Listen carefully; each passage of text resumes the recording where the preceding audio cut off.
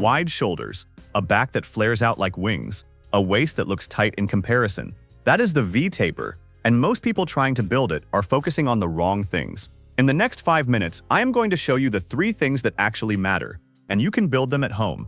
No complicated workout, no endless exercises, just 3 levers. First, understand this. The V-taper is not just about getting bigger. It is about proportions. You want more width around your shoulders and upper back, while keeping your waist relatively lean. That contrast is what creates the V shape. So if you want a better V-taper, focus on 3 things: your lats, your side delts, and your waist. Let us start with the first one.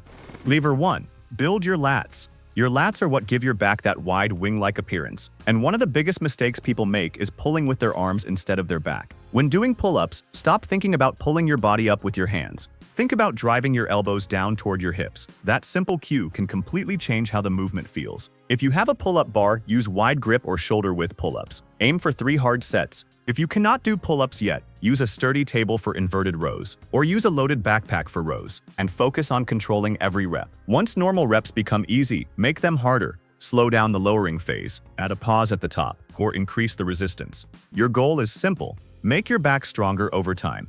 Lever 2. Build your side delts. This is where a lot of people mess up. They do push-ups, they do presses, they train their chest constantly, but they barely train their side delts, and that is a problem if your goal is wider-looking shoulders. Your side delts help create that rounded shoulder width that makes your waist look smaller by comparison. The easiest home exercise is the lateral raise. Grab water bottles. Use a backpack or anything you can control safely. Aim for around 15 to 30 controlled reps. Do not swing the weight. Do not throw your body into the movement. Raise with control, lower slowly, and keep the tension on your shoulders. You can also use pike push-ups to build your shoulders with just your body weight. But remember, building the muscles is only half of the equation. You also need the contrast. That brings us to lever 3, your waist. Here is where people often get confused. You cannot simply do hundreds of ab exercises and expect your waist to become smaller. And if your main goal is maximizing the V-taper, you do not need to hammer heavy side bends for endless sets. Instead, focus on 2 things: staying reasonably lean and building a strong core. Exercises like hollow body holds, planks, and hanging knee raises can help you develop better core strength and control. But the biggest factor in how small your waist looks is your overall body fat. You cannot out-train a high-calorie diet. So if you are carrying excess fat, create a moderate calorie deficit. If you are already lean and want to build more muscle, eat in a small calorie surplus. Now let us put everything together.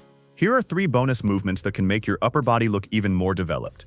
First, feet elevated pike push-ups. These put more emphasis on your shoulders and help build that rounded shoulder look. Second, pseudo planche push-ups. The forward lean makes your chest, shoulders, and triceps work much harder.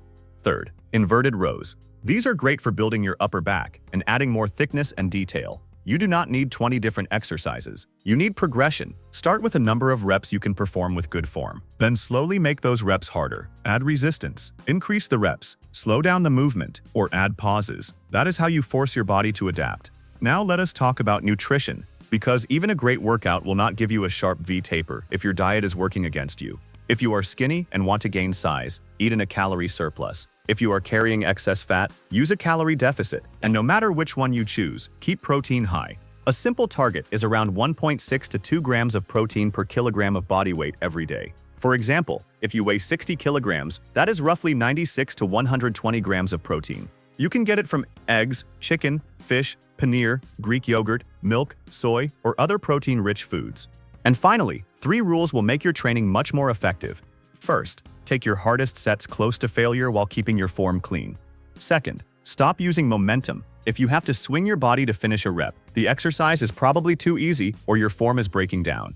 Third, record yourself once a week, watch your form, look at your posture, and compare your progress over time. Because what gets measured gets improved. So remember the formula: build your lats, build your side delts, keep your waist lean, and progressively make your training harder. You do not need a perfect body, you need better proportions. If you want the exact 3-day V-taper home workout, comment V-taper below, and I will make the complete routine.